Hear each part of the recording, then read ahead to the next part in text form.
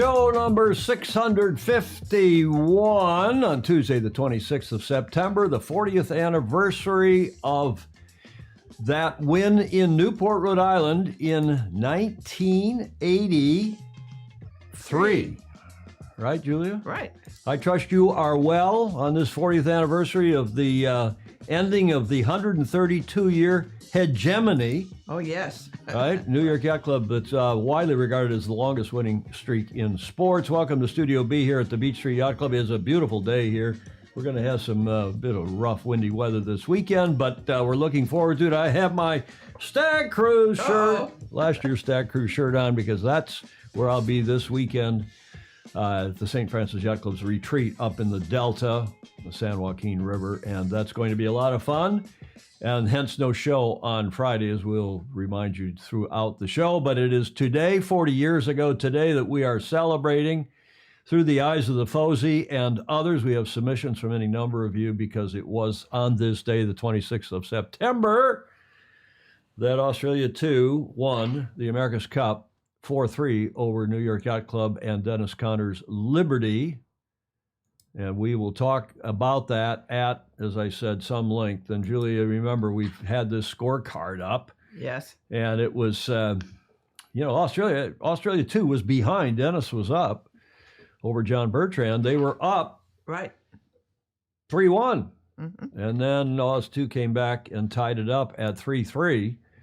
And then on the 26th, after a day off, Australia 2 actually called a lay day, as then did Liberty.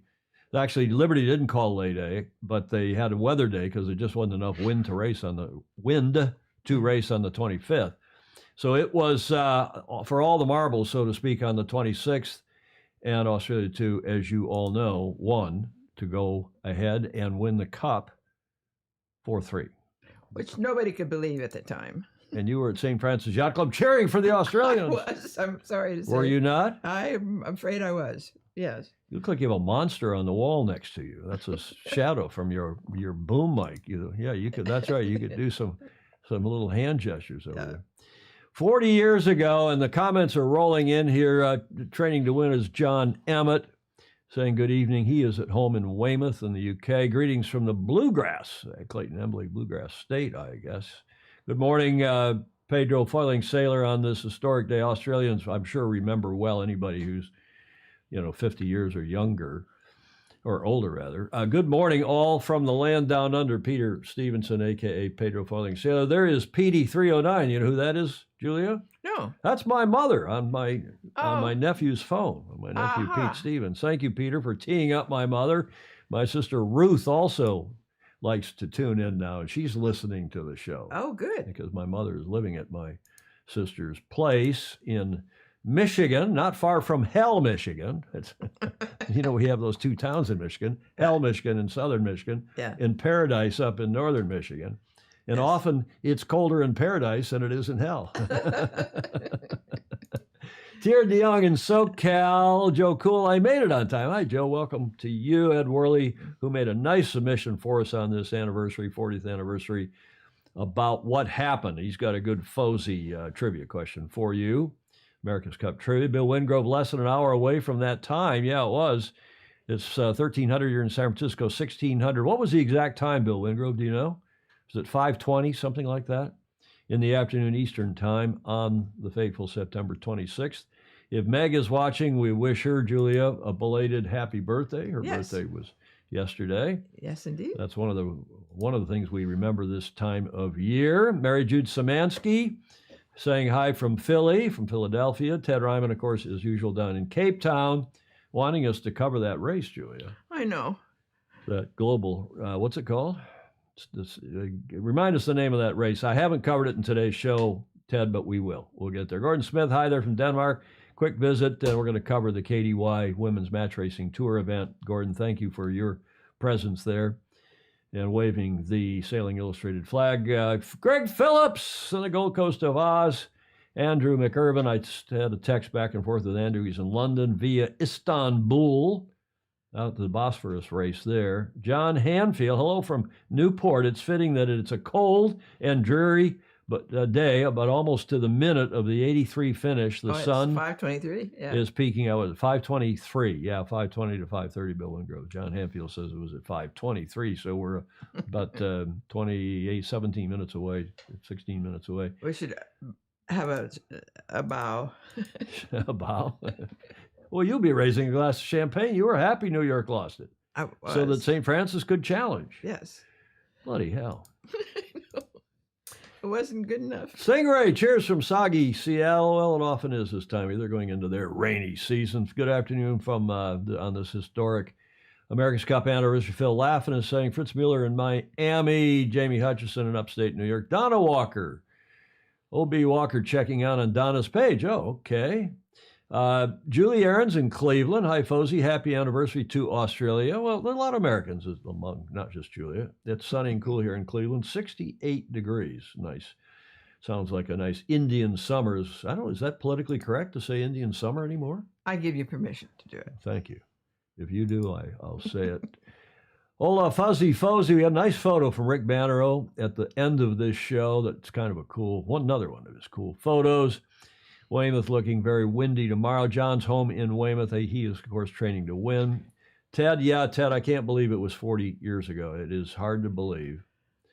America's Cup, all about the comebacks, indeed. Toot your horn as you sail by the club, AWSC. What is that, Joe? What's that club, AWSC? Good evening from Loch Melford, Argyle, and Butte. Sweeney sent a funny. He sent us a few funnies. I was fortunate enough to watch him on the water that day. Steve Gruber saying, feels like yesterday. Yeah, I was on the bow of the jury boat about as closer than any other human being. So there weren't umpires in those days. And the jury were on this big gin palace. Mm-hmm. And I was the quasi jury secretary for that group. And we at the last minute in '83, because of all the Kiel controversy, the late great Harry Anderson and I talked New York Yacht Club into adding 2 people to the jury. There was only New York always had a 3-person jury, one from Mexico, one from Canada, and the president of IYRU in those days, Beppe Croce. And under the rules which had been adopted in, I guess, 79, 80, you could not have a no appeal. In fact, the rules that were existing, you could not limit the right of appeal in the U.S. So if there was an appeal out of a protest from the America's Cup with only a 3-person jury, it would go to the local appeals board, the Narragansett Bay Yachting Association, and then be heard there. And then conceivably, it would be heard if they've appealed further to what was then USYRU. And you didn't want the America's Cup being heard by the national governing body if there was some ongoing controversy over the keel. So Harry Anderson and I talked New York into adding 2 other people. We added Ken Ryan from Ireland and Joran Peterson, who went on to be a president of ISAF and then World Sailing, and dear friends of mine. But that had nothing to do with it, except they agreed to come quickly. They were the guys, along with me and a few others, getting the umpiring thing going. Mm-hmm. Ultimately, later on in that decade. And just good guys and good judges. And they, as my sister would say, beat cheeks to get to Newport. We put them up. And because, housing in Newport was not easy to find. So we housed them in private homes. And so that's what we did that with the jury and got to a 5-person jury. And just before the event. Mm-hmm.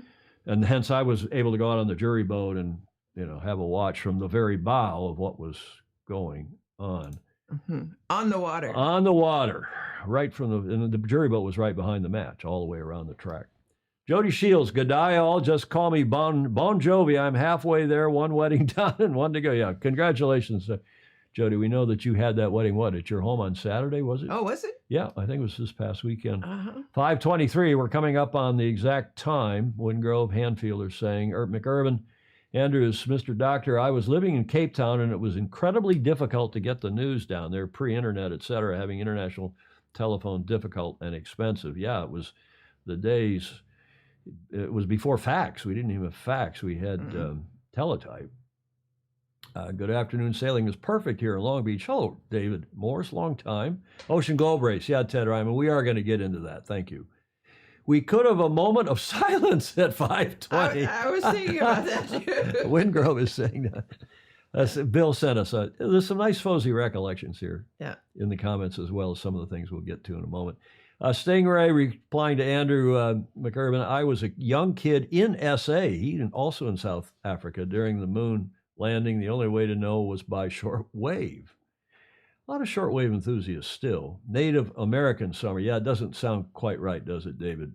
Morse, not quite right as Indian summer. Mm-hmm. Now you see the Indians, the Native Americans, want to rename the Washington, D.C. football team back to the Redskins. Oh, okay. So, yeah, the Washington, they named it the Commanders because they didn't want to offend the Native Americans. Well, they're offended, they changed the name. It's like Julie Aaron's home baseball team was the Cleveland Indians for years. Right. What's wrong with that? You're Stanford Indians. Or the Stanford Indians. We love them. And my high school was Warriors.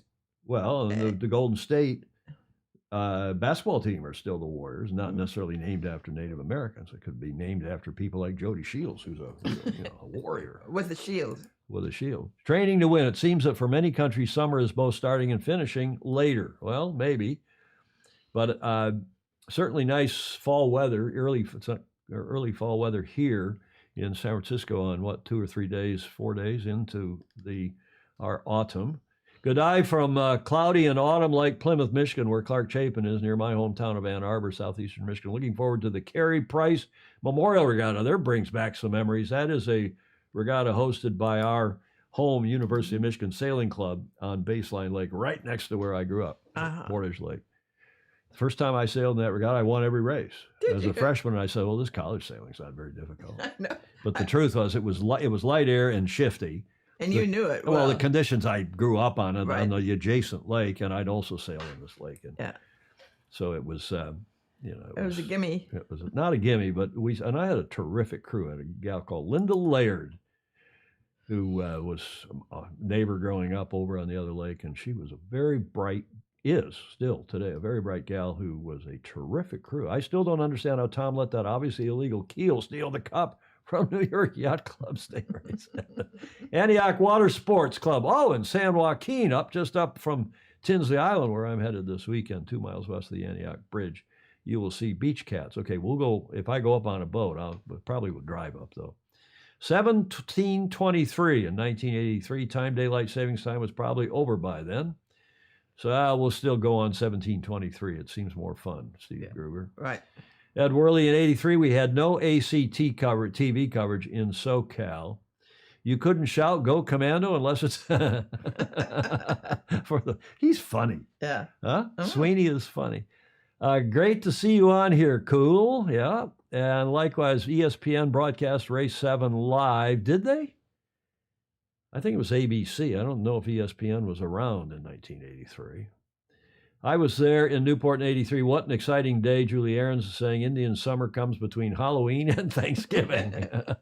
So in October, Halloween, the end of October, and our Thanksgiving, the third week, and it normally must, give or take, in November. Yeah. That gets us up to date on comments. We want to say, as always, Julie, to our Fozzie, what a terrific group. Oh, yes, absolutely. We probably already got 100 bloody comments, so we're not even 16 minutes into the show. Thanks, everybody, for joining us for these shows. We love to do them, and we love the Fozzie. They're such a huge group and a lot of fun. So, yeah, no show on Friday. I'll be at the Stag Cruise, which last weekend, the St. Francis women's cruise, the ladies' cruise, was this past weekend, also up at this island that the club owns up in about 65 miles up in the San Joaquin, in the Delta, it's called, where the San Joaquin River, and what are the other rivers up there? Sacramento. River. But they're ocean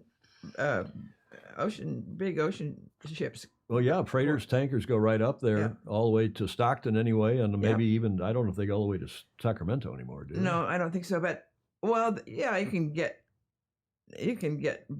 bigger ships up there, but not the biggest ones. And it's the the middle part. It's one of the ways they get all the fruits and vegetables out of the Central California, right? It's the big, one of the biggest fruit and vegetable producing areas in the world, just like Mexico is now. I'm always fascinated by the fact that at the turn of the century, the last century, you could go by ship from Sacramento to Bakersfield. Bakersfield? Oh, on the canals, on the water. What? No, there was a big, there's a big lake. Was there? Okay, we're digressing into California. Sorry. Geo, not quite politics. Stack Cruise this weekend. I'll give you a full report next Tuesday's show. John Emmett's doing some videos. He may post them. Julie, you may need to help John post those. Okay. I think he's got all the necessary permissions to post on Sailing Illustrated. But John's going to continue to produce his fabulous videos, and we appreciate that very much as we are just coming up on the celebratory hour of this 40th anniversary of the end of the longest winning streak in sports, 132 years. But I'm going to run John's report before we get to that. We may go over the time. Should we be on here or should we be in a video? Maybe we ought to hang on for another 3 minutes until we get to 17:20. Don't you think? Yeah. We don't have anything to raise to it except our coffee. I know. Huh? We'll keep John in abeyance here and go back to comment. Rodi and Luca, we're going to get Rodian on the show. Oh, good. Checking in from Ukraine. Why don't you videotape the show at Stag Cruise? We have heard so much about it. You might well share it. Can't do it. Julie Ahrens, I'm producing 2 shows up there. Thursday night, the opening ceremony, which is called the Dunking of Despair. We throw a few people in the swimming pool to bury not bury, it's cleanse your... Wash away all cares. There you go. Wash away all the cares. And then Friday night is the members show, and I have fully 55 members in the cast and crew. It's a big crowd. And including 6 staff commodores and all that. Well, 9 staff commodores. 9 plus staff all 3 of the sitting commodores, plus the rear vice and current Commodore Bo Froelich, who's such a great sport, and the chairman of the board. Yeah. And 9, I may have now 10 staff commodores in the show because people like that. They like to see. And, when I first started doing this 5, 6 years ago, 7 years ago, because we had the break because of COVID, you couldn't it was like pulling teeth to get people to come in the show, especially senior serious people. Now everybody wants to be in the show because it's good fun. Yeah. But Julie Ahrens, it would not, what goes on at Tinsley stays at Tinsley. Not that there's anything that suspect, but the jokes and, this hour-long show on Friday night is not ready for prime time. It is ready for prime time, but it's not a family show. No. Like this show is here, right, Julia? Right. Julia, I bounce some of the jokes on her, and then if she waves her finger at me, I know they're good. put them in the show. Chris Exley's in Salem, Mass. As we come down the last couple minutes, Michael Frank, incredible AC match, historic. Yeah, network TV. Was it? I think it was ABC. Fritz Mueller ran it. They got the blimp up there and ran the 7th race anyway. And there were a bunch of helicopters overhead. There were a dozen or more helicopters covering it. It was just amazing. It was like an apocalypse now. Yeah, ESPN didn't debut, thanks Steve Gruber, till 79. Graham Sweeney, I once had an Airedale Terrier, but it turned out to be a flat fake terrier after I let it down. Why don't, we're not going to video. I explain that, Julie. Aaron's Flatdale. Bonsoir from Matt Suzuki, who's in France. Things have settled down there. I'm glad to hear. Kids went back to school and things settled down, right? Got 3 minutes here, Julia. Replying to Julie Aaron, Steve Gruber is, I suspect that what happens on Stag, stays on Stag. Exactly. I'll try to wrap up the Asian Games on Friday. Maybe I'll use some of the Stag jokes ultimately in the show, the cleaner ones. Some of the sight gags and stuff, but we don't record anything. I mean, I don't. We don't videotape it. We have a huge RP, rear projection. Yeah, exactly, 16:9 on the stage that I then put at slides and videos up. Not unlike what we do on this show. Yeah, I have a 200 slide keynote that's being used for that show. J. Frederick Bland, Boomer. OK Dinghy Worlds in Brisbane in 2024. Yeah, this just must have wrapped up their annual meeting there. And Dario Silla, long time. Hello, Dario. What else? I'll try to wrap up the Asian Games on Friday. We've got a nice report from Lily Ju on today's show as well from the Asian Games. And I'll say it again, she's doing a fabulous job. Oh, she is. Hello, Ken Saban, Toledo, Ohio. He is on the western end of Lake Erie, and he takes beautiful photos of the sunrises and sunsets. Sunrises anyway on the eastern front. Looking over the lake to the east. Anybody else? Stingray, after these 3 minutes, I'm hoping Friday's show will be better. It's, you're pacing. You're impatient, Stingray. Yeah. Everybody likes to talk and comments, and it's only 16:20 here on the East Coast. Well, it's 13:21:41 here. I can go to the clocks Yeah.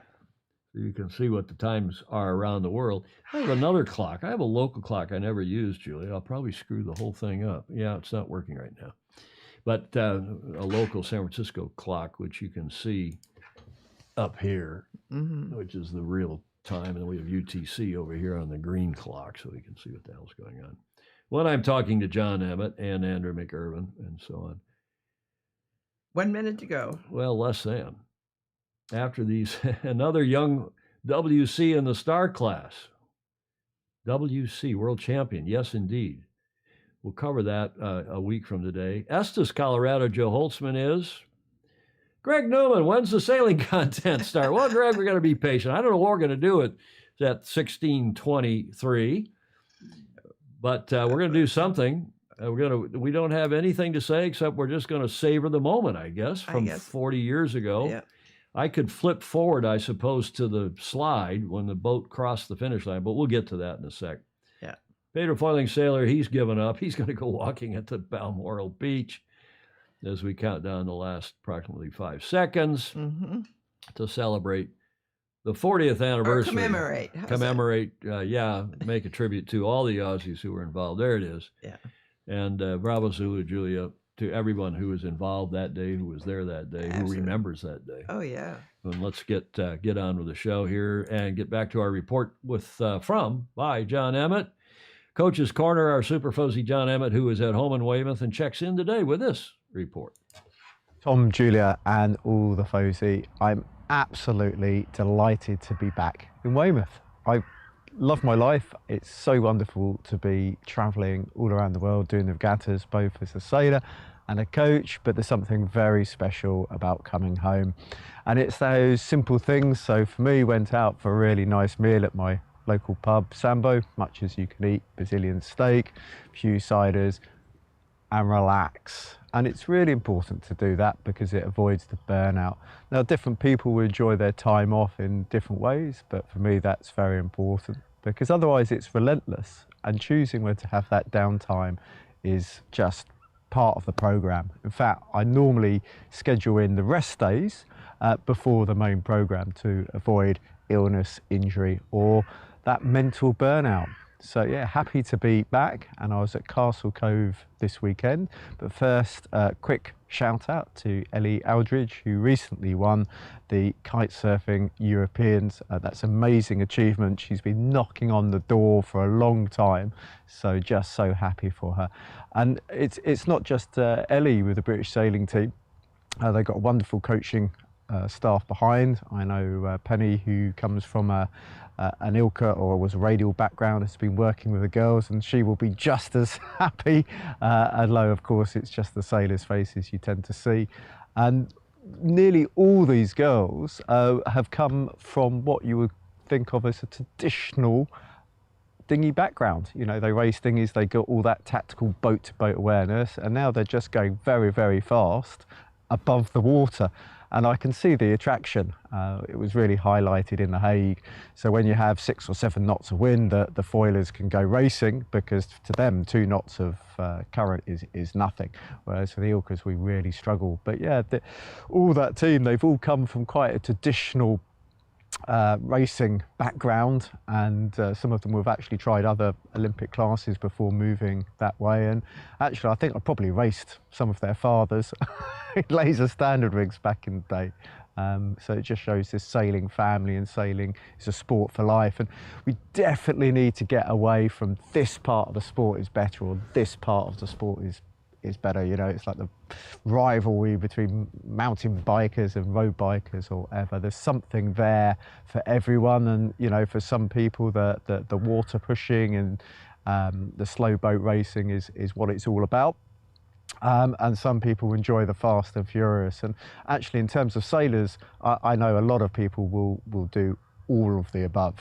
So yeah, we need to think we're all sailors, and we're all very welcome to the sport. I mean, for me, club racing has a very big part of my heart. There was no club racing today at Castle Cove Sailing Club. Sorry, this weekend at Castle Cove Sailing Club. So it was great to put something back into the club, and hopefully by the time the show goes live there'll be a video from the Contender Nationals. So I felt very sorry for the class. They had a 4 or possibly even 5-day event that they got no racing in during the summer due to light winds. And that's one of the reasons I've really fought hard to keep championships 5-6 days long, because that way you have the opportunity to have lots of racing, and the cream always can get to the top, whereas short series it's harder, and you know, nobody can control the weather. But we had 2 good days racing in Weymouth, and there's quite a lot of footage there from the drone and the video. And the Contender's a wonderful boat. For those who don't know, it's quite long, single-handed trapeze boat. So when I think about the Fireball, the double-hander, symmetrical kite trapeze, really good design, been around forever, still getting 100 boats sometimes at events. The Contender, I feel, is the single-hand version, and they still get really good numbers, very friendly fleet, and I hope would have done them justice in their video. So 2 days of racing, relatively light on the first day, and then proper Weymouth, 20 to 25 knots average on the second day. And I think probably about half the fleet finished the last race, but you know, that's how it is as a race officer. You lay on the racing, and it's up to those who are capable to finish. So worthy champion, somebody who actually performed in both sets of the conditions. Also, while at the club, watched the SailGP, and I guess a lot of people are thinking the last race was about as exciting as paint drying. Having said that, I would say in 4 knots, and yeah, it is literally 4 knots. I don't think any type of sailing is that interesting to watch, because you probably need, in a lot of venues, because of the thermal side of things and the topography, I don't know, 6 or 7 knots across the entire race course before you know you don't end up with those great big holes in the winds. So I did feel sorry for them for it to end that way. But on a personal note, I have to say, congratulations to Ben Ainsley and his whole team. I think Hannah Mills has made a big input to events on the bounce now, and I do think this momentum in sport and confidence and success breeds success. It's so important. And I think, even though it was a bit of an anticlimax with the finish, if you look at the results, and I do feel very sorry for the Kiwis not being there, but if you look at the results, it just reflects who sailed the best, so that's fair to me. Anyway, I hope you've enjoyed my little chat. We're moving to the end of the sailing season here in Northern Europe, so it won't be that long before we go to sunnier climes. And probably the event I'm most looking forward to is going to Adelaide, which is just going to be amazing next year. But if you haven't done so already, please like, share and subscribe, and do make sure you've got the notifications turned on, so if you're busy you still get that notification so you don't miss a show. See you soon. You see all these comments about John's blue eyes? Yeah. And he says, oh, it's the color grading. Those of you who aren't videographers or video editors, color grading, you know, once you've recorded something, you can go into editing and change the hue and the brightness and all this stuff. I'll see you in Adelaide, Greg Phillips is saying. Enjoyed very much John's report, and he's got another one, and we're going to go with that in just a sec. I'll catch some quick comments before we do that. There's a bird in the background that looks like it's getting ready to attack Gruber's set. Who is that demands shorter events, or is it practical for officials and I think it's cost cutting more than anything, Gordon Smith, with that comment. But it also depends. Some races are not interesting at all. Yeah, but the point is that the regatta, if it's not over some number of days, we try to look at what's happened to SailGP and the America's Cup preliminary regatta, the PR regatta. You know, if you don't, you end up with, like, even the Contender had, or not the Contender, they finally got some wind the last day. We're going to show you a video about that in a minute. I love that Contender class. Graham Sweeney, sailing is a sport for a while you can, and a hobby until you can't. Stingray commenting about, we've got the 505. Have you seen any of that over here at the club? The 505 I think is over. The pre-Worlds is over, and the Worlds is starting, and it runs all week, and it's, you know, breezy. And Yep. I've read about it, but I haven't seen it. That's right, hosted. It was to be hosted by the Santa Cruz Yacht Club, and then for some reason they couldn't do it, and St. Francis came in at the last minute, which has piled the 5-0s on top of Stag Cruise, which is taking a lot of resources, staff and otherwise, at the club. But let's move on here. The Contender John's now got a report that I grabbed, and I just love the Contender class. Sailed it a little bit as not as a kid, as a teenager, I guess. And a very difficult class to sail. It's a single-handed trapeze boat, and they just having at someplace, I guess at Castle Cove Sailing Club. Let's have a look.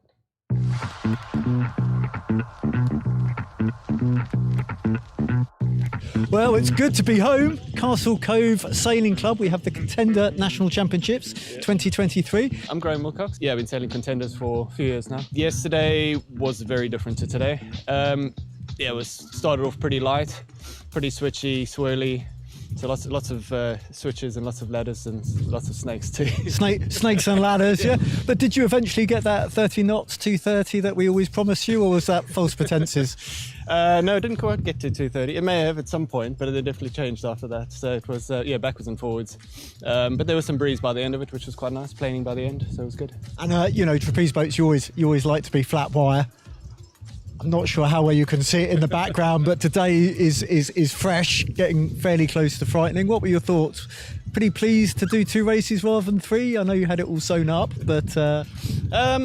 I enjoy the breeze. I'm not quite as quick as Simon in the breeze, but it's just good fun. Yeah, those reaches today were a lot of fun. Yeah, flat out, just trying to keep it upright. And I guess you had about half the fleet still racing by the end of the final race. What would your top bits be to people who are new to the class or less experienced to the class, this sort of thing? Yeah, it's just about getting out on the water and sailing. Just try and keep the boat upright mostly.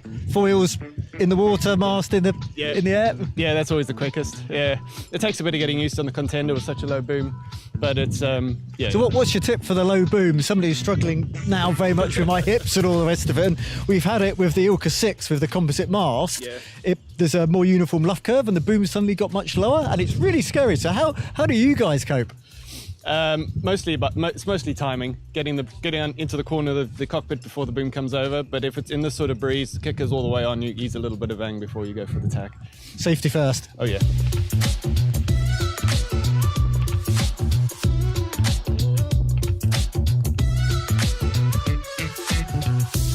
I mean, your ley lines look pretty loose today. Nobody wanted to do 2 tacks. Would that be fair to say? Yeah, that's right. You don't lose too much on the Contender. It's where you put the bow down a little bit and just crack off. It goes pretty quickly. Super fast. Can you tell us also just about the boat? Because for some people who don't know, it's a really strong class that's been around for years and years. Single-handed trapeze, and yeah. Yeah, it's a single-handed trapeze. Fairly simple. 1 sail, 3 controls, centerboard. A lot of sail. Quite a lot of sail at times, especially today. But yeah, it's a big fleet, especially in Europe. We had a Worlds earlier this year, and there were 120 boats. Oh, that's brilliant! It's always good to be in 3 figures. Yeah. No, it was pretty good. And one more event. Is it the inlands to go? What's the final? How does the end of the season look? Yeah, so it's inlands at Rutland in October, so it's probably not that far away. Yeah, it's Rutland. It's always going to be cold and windy. You're really selling it. No, it's a great event. We normally get quite a good turnout for it. Sort of middle of the country, so the guys from North can make it, and we all travel up. So I think we're so lucky to have venues like Rutland and Grafham that we can go in the winter. And Portland Harbour, I mean, it might not feel like it, but it's pretty flat water considering this breeze. Yeah, it is. Yeah, it was great sailing today. Yeah. Well, thanks ever so much for your time, and I'm sure you want to get out your wetsuit. Lovely to talk to you. Best of luck for the future. Thanks very much. Yeah. Graham Wilcox, the UK, the Brit national champion in that class. John Emmett sailing, get to the front of the fleet. Great content. This guy's doing, needless to say, a fabulous job, and we appreciate it very, very much. Yes. These Contenders are beautiful, Stingrays saying. Are they faster than Ilkos? Oh, yeah. Yeah, because you get way out on the wire, and they may have a little more sail area, too. And they're longer. They got longer water line. They're a tough boat to sail. They also contended to be an Olympic class, hoped to be an Olympic class, but it was too tough, too expensive, probably. I sailed on Rutland water many years ago, Ted is saying. Back and forth about the boats, J. Frederick Bland. We had a Contender in our racing. I think he's talking about his Austin Yacht Club Regatta that he ran and was second in his, I think, OK dinghies. Nothing over 20 knots. The OKs beat him boat for boat in every race. A few boat handles. Yeah, tough boat to sail. Mm-hmm. Tough boat to sail. Yeah, it's an interesting boat. And I agree, Rick Bannerow. That's how we do this. Thank you for your comment. Enjoy seeing different boat class coverage. And we'll get Clark Chapin to do something on the Interlake class at some point. The class of which he is an active racer now for, 40 plus. I don't know. Is it 50 years, Clark? 40 years anyway. John, thank you for your report. And while we're on the Emmett family, we told you on Friday about the 19th Asian Games taking place in Hangzhou in China, was sailing off Ningbo, and it got off to a great start according to World Sailing. And then here is a report coming up from Lily from today, and she tells us that the racing ends on the 27th, it is the 27th now in China. And here's her report from China today. Today is the medal deciding day for most of the classes here in Ningbo. The Chinese pair, Zhao and Wang, won the NAQUA 70 fleet with a race to spare. 开心，我们就是把每一轮的比赛做好。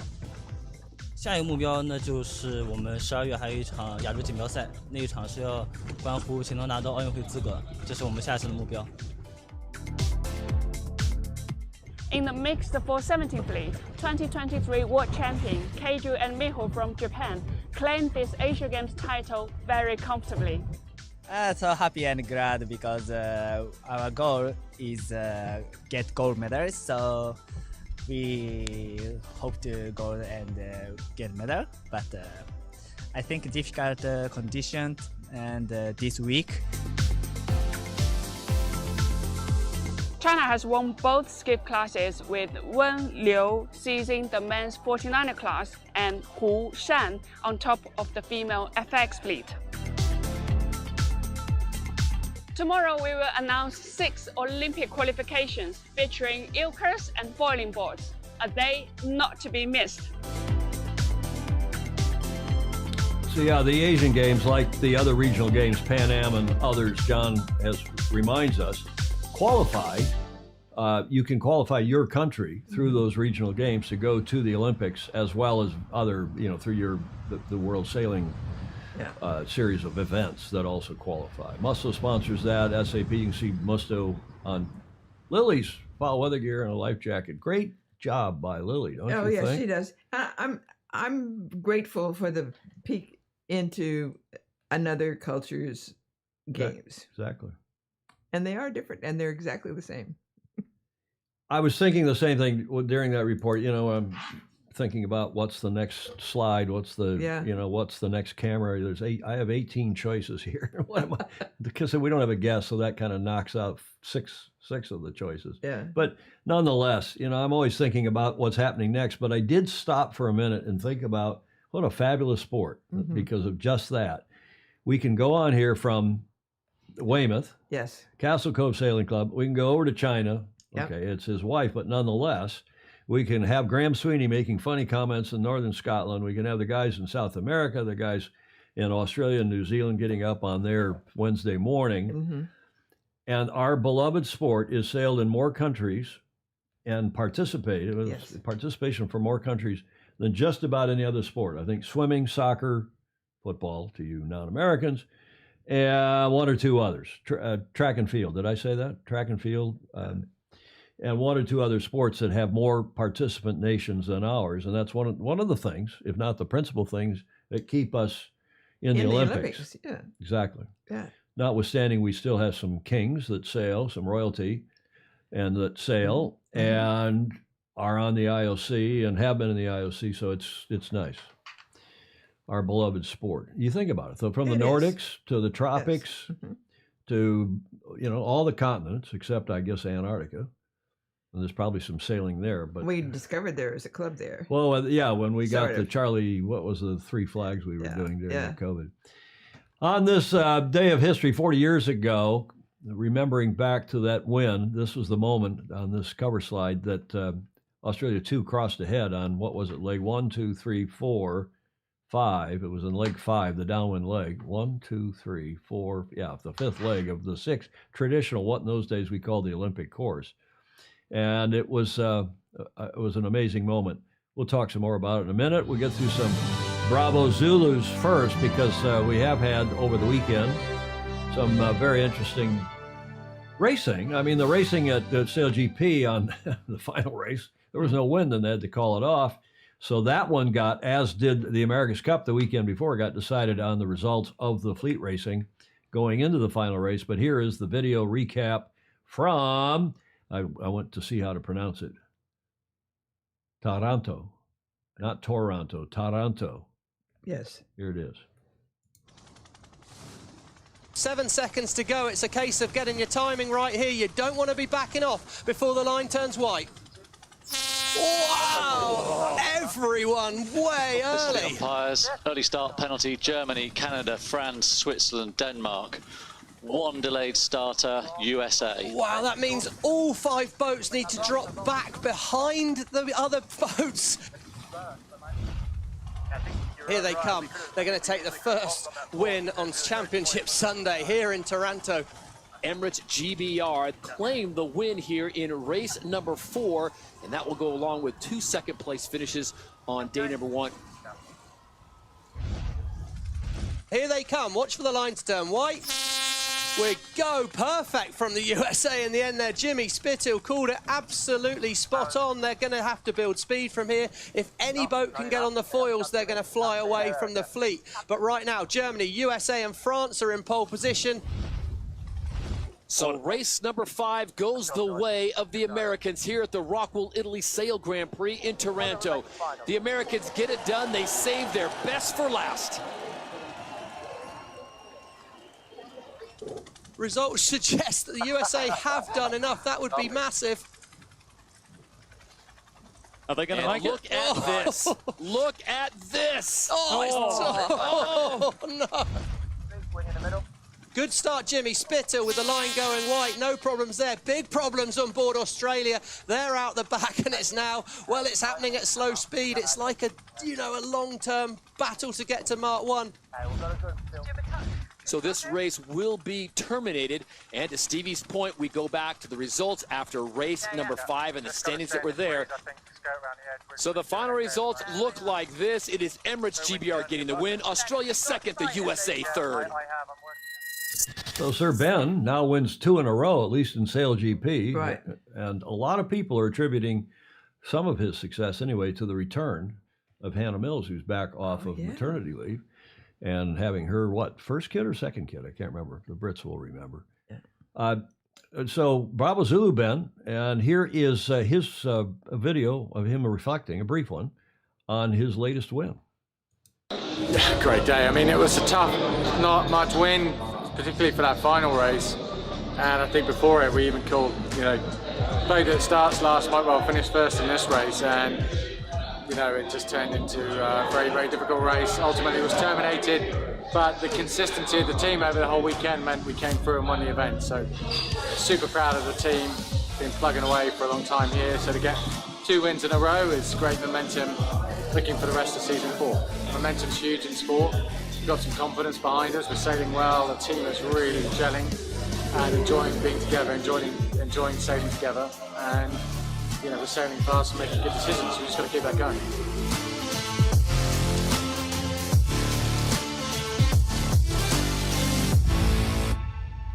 So bravo Zulu to them. I think John Emmett should be hired by Emirates GBR to go do their video and their audio. You could barely hear Ben in that, at least in my earpiece. They won. They won ahead of Australia and the U.S. Jimmy Spithill finally had a good regatta, albeit in the light air, but nonetheless. Yes, finally. And finally, France in 4th, Canada 5th, and we're told, Daniel Grun tells me just before we went to air that they have done a venue deal with Canada. And they haven't announced where, but apparently they've got a deal. I don't know if they have a new team owner up there. They must have something because they've now got apparently a venue deal coming up. And we don't know where and when, but that apparently has been done, according to Daniel Grun, our Fozy in Augsburg, Germany, and big fan of SailGP. So Canada in 5th with Phil Robertson, the Kiwi, who's still running that team and has been doing a good job on and off, slipping a bit lately. Diego Botín slipped a bit after having a couple good regattas for driving for Spain. as did Nikolai Sehested, finishing 7th. Yeah. And we know the Swiss and the Germans, Sebastian and Eric, have not been going so well, but they're young. They're early. They're new, right, Julia? Yes, that's it. So we'll see if they come back. What's the season overall? Well, guess who is still on top with a bit of a lead? 6-point lead, Tom Slingsby, of course, of Australia, the skipper. And the 3-time, they won the first 3 seasons, as I'm sure most of you know. Ben Ainsley in 2nd now after winning a couple of these events. Diego Botín still hanging in there in 3rd, just ahead of Nikolai Sehested and the Danes. The Kiwis, who are on this program of redress, and I think they were awarded points equal to, what was it, 5th place in this regatta because their rig collapsed, apparently through no fault of their own, faulty wing that was provided, or at least it wasn't well maintained. I don't know. So they're in 5th. Hopefully they're going to get to sail in this next event. The U.S., Jimmy Spithill in 6th. The French team with Quentin Delapierre, Canada, Switzerland, and Germany taking up the last 4 spots there in the overall season championship of season 4. And here's another terrific lady, Nina Curtis, featured from Tommy Slingsby's team. The Apex. I'm here with Nina Curtis from the Australian team, who's currently leading the overall season championship. Nina, it was your first event back, but what was the reaching the Apex moment for you, the winning Apex moment over the weekend? It happened pretty early for us. We really dialed in our starts over those first 2 races of the regatta and some really high winds. So for me, that was the Apex. 5, 4, rock ball coming through. 2. Hey, here we go. Done. What a start from the Australians. And there's so much data happening in SailGP. I know you've got your little strategy thing that's new for you. Are you using the data to inform your decisions? 100%. I've had a year off, and the reason that I could get back to where I was is because I have access to all of that data to really kind of get me back to where I was before taking the year off. Strategy, it's got so many different roles, but I guess what are the key elements of being a strategist that make you such a good one and why you're on this team? You know, this team is really a component of its parts, and the way that everyone's working in together with their very specific strengths and weaknesses is really what makes this team. Big gust, big head of gust coming. Where are the start marks? 20 to boundary, but very slow. Not big.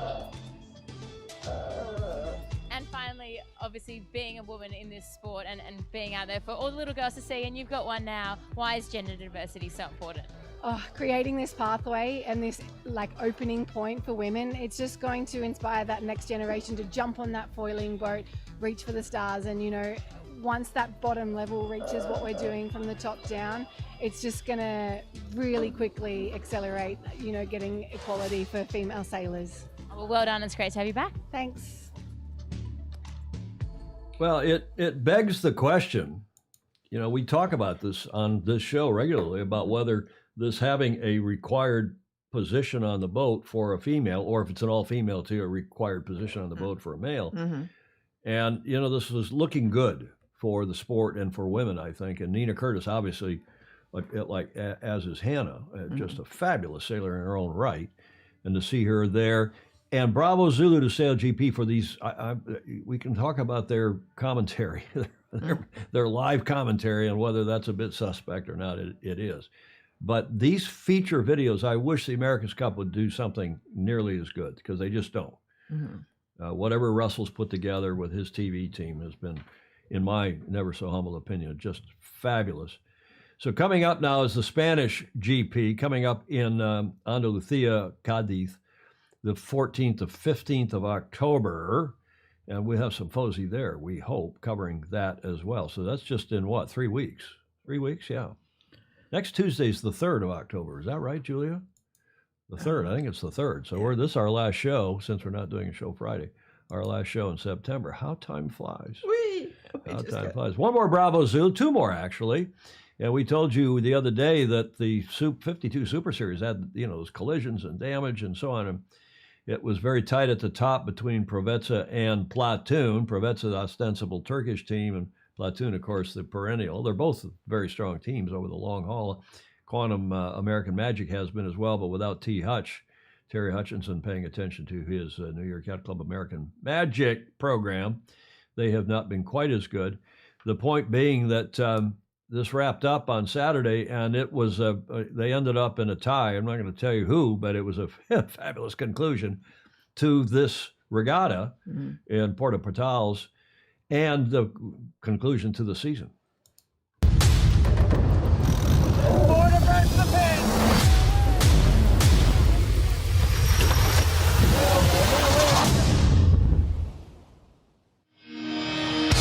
Well, the time has come, the big Saturday showdown on the Bay of Palma, racing out of Puerto Portales.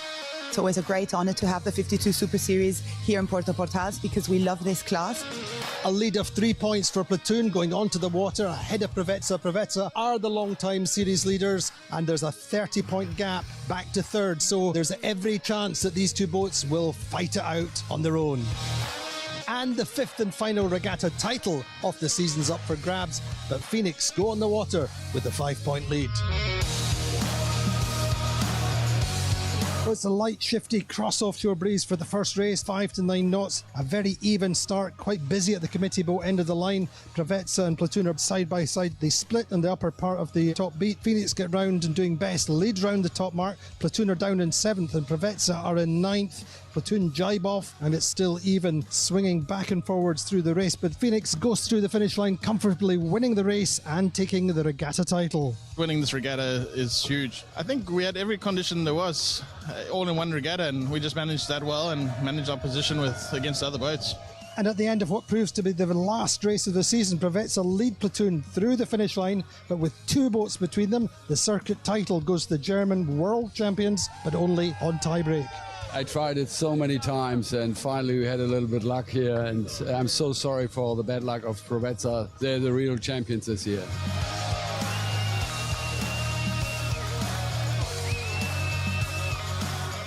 Very disappointed in some way. We feel that we've been the best boat of the season, so that's a good feeling. So after 5 regattas, 45 races, Platoon win on 198 points, only on tiebreak against Preveza, who are also on 198 points. Quantum Racing take third on 224 and Gladiator fourth on 228. And so the final standings for the Puerto Portales 52 Super Series Sailing Week. Phoenix winning on 29 points, second are Sled on 40 and Allegra third on 41. And at the end of a 5 regatta season, which started back in May in Saint-Tropez, what a finale, what an emotional roller coaster all the way through, and finishing locked on points. It couldn't have been closer. Could not have been closer. There's the final results. They're tied on 198 points. Platoon and Preveza. I don't know how the tie was broken. I didn't have time to go look. One of you will probably know. But the sportsmanship, Julia, exhibited by by the owners back and forth, right, and the skippers and I tell you, Nacho Postigo is one of the nicest guys in the sport. Also a hell of a good drummer. I've played in a couple. Really? Yeah, and just a hell of a nice guy. But what a great circuit. They call themselves the #1 monohull circuit in the world, and I don't think anybody's going to argue with that. The maxi stuff that Mr. Dr. Andrew McIrvin runs so successfully is also huge. And this is, as a level racing, they're not one design, but a level racing event, hugely successful, and it's been going on now for years. Bravo Zulu to them, and to Platoon and Preveza, of course. One more Bravo Zulu before we get to the America's Cup 40th anniversary, but we've been telling you about this regatta going on. Gordon Smith also paying them a visit at KDY at the Royal Danish Yacht Club, and the Swedish team, Wings, clinched both the win in Denmark that wrapped up this past weekend and the 2023 Women's World Tour title. So Bravo Zulu to them. This nice racing there. You can see them on the shore, but wrapped up on the 25th. I think on Sunday, on the 24th, and then this press release went out yesterday, the 25th. Sweden's Wings, match racing team led by Anna Östling, have been crowned the 2023 Women's World Match Racing Tour champs after winning the final stage of the tour at the Royal Danish Yacht Club's women's match race in Skoshoved Harbor. It's up north of Copenhagen. Beautiful, beautiful part of the world, beautiful part of that country. New Zealand's Celia Willison, her team Edge, women's match race, finished the World Tour season in second, and New Zealand's Megan Thompson, 2.0 Racing, in third overall. And because James Pleasance is so efficient as the executive director of the tour, he sends out press releases and photos with the names. Yes, the names. Julia, bloody hell, look at that. Yeah, that's great. And from right to left. Right. So we can tell you that Anna there on the stick, on the left, on the helm, Anna Östling from Sweden, and I think most of these ladies, but not necessarily all, are from Sweden. I'm not 100% sure. They were here. And they were here, and they've been here a couple times. Yeah. And we had dinner with them over at somebody's house not too long over at Bruce and his late wife, who just passed away. Yeah. Hosted a nice dinner for the Swedes, and we went over Monroe. Bruce and Lynn Monroe. But Bravo Zulu, let me go through their names. Anna Östling, of course, on the far left, and Anna Holmdahl, Jenny Axheda, Linnea Venegren, and Marie Grusmark, Annika Karlunger, from left to right on her team, and a nice photo by Christian Hughes. Bravo Zulu. What do you think of that, Julia? I think they're terrific. So there, you've got your cake and eat it too, Julia. You've got a team that is, you got women sailing in the men's events by requirement under the rules that they have to have a spot on those boats, or vice versa. And now you've got the women with their own match racing tour. For the first time, I think this is the first time there's been a world women's match racing tour, right? Is it the first one? I think it is. I can't remember. There's been other events like the World Sailing. We had that women's match racing event here at St. Francis a couple of years ago. But I think this is James, if he's on, or somebody else will correct us. If it's not the first, it's maybe last year was the first, but it's among the first of an actual tour. Bravo Zulu to James Pleasance. Bravo Zulu to Anna Östling and her team. Cool stuff, indeed. And to the women match racers who have sparked this, because they really worked at it. And they're really good. And they're sailing in the Gov Cup, but they're sailing in the other tour events, men's and otherwise. So Bravo Zulu, good stuff. We got a lot of comments on here. We'll just do a few, but there was somebody who said MAS. They liked when we were talking about the various nationalities and how broadly distributed. As Stingray said, speaking of more countries, did I see an MAS? Yeah, that's Malaysia. They don't like MAL for Maldemir. So that's Malaysia, if memory serves. Bill Canfield, every sport gets a track and field competitor and a swimmer. Yeah, true. All in all, I really enjoyed the SailGP. Emmett, John Emmett is saying, and Ted congratulating Sir Ben. Yeah, that's not Toronto, Canada. That's Toronto. Toronto. There's a little twill of the R. Soling Worlds wrapped up this past Saturday. David Moore saying deep fleet of talent involving fan of the show, Matthias Collins. How did Matthias end up, David? Let us know. I know he's still an avid soling sailor. I think he's been sailing since the '84 Olympics, hasn't he? Something like that. He's been sailing solings a long time. And Stingray saying, yeah, that finish looked like an Irish commentator's finish. We got to have a show sometime and just run that Irish guy who's doing the laser start from ostensibly from the 20. Well, he's got video from the 2012 Olympics. And he said, it's got to get the finish. And of course, it was the start. They were all maneuvering for the start. He's calling it like it was the finish from up there on the hill in Weymouth. Baton Rouge, Batten Kennan checking in. The announcing is better when the breeze is light, as long as they speak slower. The boats, it's listenable. But slower than the boats is listenable. Yeah. Oh, Neil Collinridge says that Matthias Collins was first. He won. Bravo Zulu. We got to get him on here.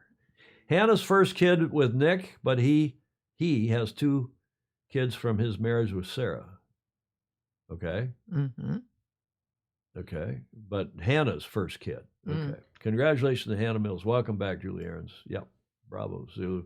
Lots and lots of Canada comments, including about Canada. Ed Worley saying Vancouver would be nice if that is the venue for a SailGP Canadian regatta. Rick Bannerow is saying the announcing was really cretonic with calling winners and qualifiers wrong with lots of inaccuracy, counting out Spithill, who still got in despite being counted out. It was like they were calling the GP hokey pokey. Sheesh. Yeah, the live commentary is not so good. Some of us who do live commentary, I hate to be critical of other commentators, so I won't be. Was I just? You have to be critical, Julian. We'll let the Fozy be critical. Right. Why is Jimmy still skipper of USA? Well, he's the CEO. I think he owns a chunk of the team. He is totally outmoded. No spark has been shown. Well, yeah, but he's got sponsor fulfillment. I think Jimmy is distracted by the America's Cup. And interesting that Ben is not. Now, I ask you this. USA did so much better after Hans got washed off the boat and Canfield replaced him. Now, there's a good point, Stingray. Does anyone know? I still can't get anyone to tell us, Julie, what happened to Hans Henken, who, they did the big bow in thing and was hurt, went off the boat. They got him back on. Jimmy called for the medical boat. This was on, Saturday? So we haven't done a show since then. No. Haven't talked about that. He went in hospital Saturday night. They kept him in again Sunday night. Does anyone know if he's out of hospital? And does anyone know what really happened to him? I suspect did he have a concussion? Did he get dragged under and swallow some water? Was it a partial drowning? I don't know. And they haven't said as far as I know. Maybe one of you knows better than I. But it is good to see Taylor Canfield on the boat. And I agree with Stingray's prescient. A good observation that maybe that's part of why they did well on Sunday. Ted Ryman, in 1917, Halifax was the scene of the largest man-made explosion. Okay, I'm not quite leveled the city. I don't know what that's all about, but it doesn't sound like being in Halifax in 1917 was too auspicious. No. Fritz Mueller asks the question, I wonder what percentage of youth sailors get sucked into the pro game or want to. Yes, I was wondering about that. Like it's a job. Well, I think if you're good enough, there is the aspiration, as it was for all of us, to get involved in the America's Cup, even if you're playing for your expenses, as it was as we were growing up. Now you can make a real living, as I did, as a rules advisor and as a team manager and event manager. Bill Wingrove, how about the improvement of Gladiator this season? He's back on the Super Series. That's a good point. They were what, 4th, Bill, overall? Tony, help me with the gentleman's name, the Brit who owns that team, Gladiator. I've met him at the bar at St. Francis. One of the yacht clubs. Well done, Phoenix. Yeah, well done, Platoon. Most firsts by 1 point. So that's how they break the tie, John Emmett is saying, in Super Series. Which team has had the most first in all the races and all the regattas? I guess is what that means. Thank you, John, for that. Yeah. John Emmett says he had a head injury. He did. So being better safe than sorry. He said what else? Head injury and what? Better safe than sorry. Oh, so being better safe than sorry by leaving him in hospital Right. and keeping him off the boat. Yeah, you don't want to mess around with head. Tony Langley, thank you. Jeff, there's checking in from WOW. Wow. Mm-hmm. Matthias ended up 9th. Okay, David. Matthias Arfosi was 9th. Brazil 73 was the first at the Soling Worlds. Yada yada yada. I thought Pete Burling good point, Stingray. Pete Burling was pressed into the commentary, and I thought did a pretty good job as well, as you would expect. Just like other sailors that have gotten into the commentary are just frankly so much better. Yeah, because they know exactly especially if they're sailing in the same sport. I mean, the same class. Exactly. Good point. Unconscious in the bottom of boats. Yeah. I didn't think Canfield was on the boat. Were they not down to 4 crew on Sunday? Well, I don't know the answer to that. Yes, but he swallowed a huge amount of water, and yes, Canfield replaced him on Sunday. Yeah, I thought that he heard one hearers, but I didn't want to repeat it without some confirmation. I heard he swallowed a lot of water. What's that? But there's now back and forth of whether they sailed with Taylor. Isn't Bill Canfield on here? Bill will know. Bill, did your son Taylor sail? Jeff Waller, yeah, thanks. Tony Langley, we got that. Lots of comments. Spinhill did address it in some detail on an Instagram post. Hans took a lot of water, but will recover. So he did end up ingesting, or maybe partial drowning, as it were. You can drown without dying. I didn't know that. Did you know that? No. Yeah, you can drown, which is taking in a lot of water into the lungs. Yeah. And then not die. Not get rid of the water. Yeah, but get rid of the water. Guillermo Parada has been driving Gladiator this year with Tony Langley being strategist. He is a nice guy, Tony Langley. Tell me if I'm wrong. I heard his wetsuit split and he had a forced colonic irrigation. Oh, Graham Sweeney, Julia, that deserves a wave of the finger for Enough. And Baton Rouge is saying Canfield was not on the boat. When they sail 4 up, the flight controller stays on shore. We'll take Baton Kennan's comment, the last comment there, as right gospel. Yes. This day in history, Julia. Uh-huh. About an hour ago, on the 26th of September, 1983, is what we're celebrating today. We've been celebrating really all month. And we're going to start, rather than end, we're going to start with Ed Worley's AC History Trivia Challenge for today, because he really lays out the whole series of the key events, at least in the last couple weeks, of the America's Cup 1983, with this question. In the 1983 Cup Series, the New York Yacht Club allowed something that many of the other Defender syndicates and the challengers criticized. Was it relaxing the nationality restrictions on sailors, A? Mm-hmm. Was it B, allowing the Defenders and challengers to sail against each other before the match? Was it C, allowing multiple 12-meter rating certificates to be used? Or was it D, relaxing the nationality restrictions on designers? Mm-hmm. And let's see who gets it first. Bill Wingrove, multiple rating certificates. Does anyone agree with Bill? C, C, C. Everybody is saying C, allowing multiple certificates. Groover, Hayworth, Frank, they're all piling out. Stingray says D. He doesn't agree. Jeff Waller says C. Ted Ryman says D. Graham Sweeney says C. So it's down between the C's and the D's here, Julia. Mm-hmm.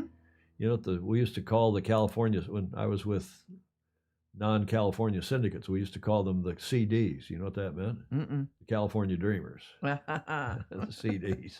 there are a lot of us. That's better than cross-dressers, I suppose.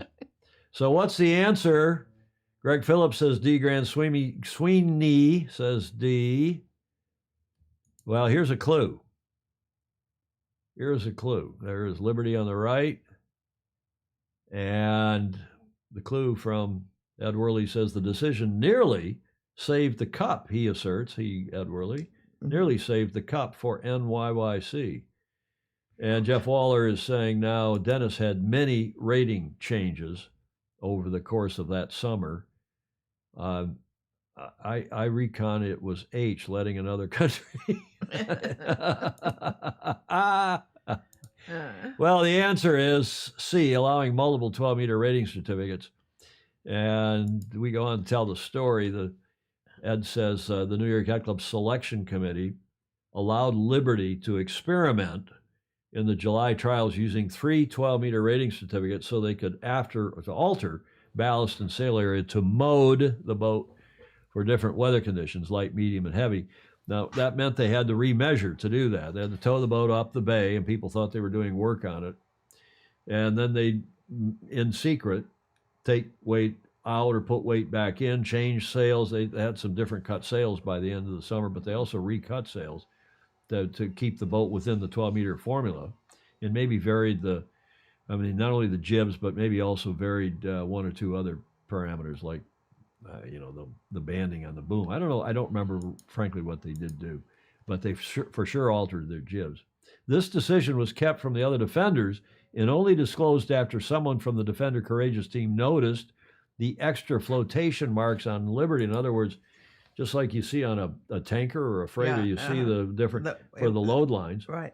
And you had those little marks on Liberty, and I think Gary Jobson and co. on Courageous, Defender Courageous, figured out that they must be remeasuring and that they had these static measurement points that they were floating to so that they didn't have to go through a complete remeasurement. It's really tough. They just floated the boat there.